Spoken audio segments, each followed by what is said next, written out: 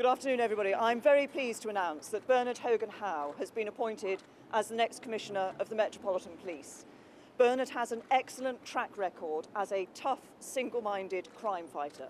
He showed that in his time as Chief Constable of Merseyside, and I'm sure he's going to bring those skills and that ability to fight crime to the Metropolitan Police here in London. I'm delighted that Bernard has taken on this post, and I'm sure that he is going to do excellent work for London and for Londoners. As I say, driving down crime, bringing that excellent experience that he has to bear to the metropolis. Bernard. Thank you.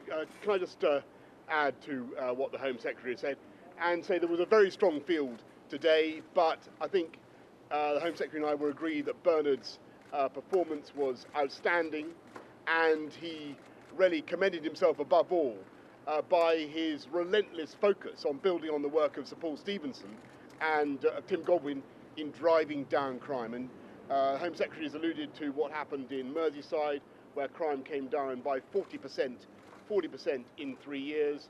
And I know that it is that kind of approach that Londoners will want to see, and that Londoners will want to give their full support to achieving. And I'm sure that we in City Hall, everybody in the city, will wish Bernard very well indeed.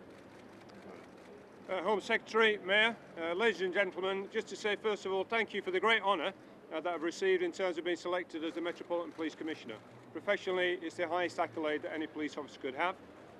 Secondly, I'd like to pay tribute to my predecessor, Sir Paul Stevenson, and the achievements that he made in his time here, including reducing crime.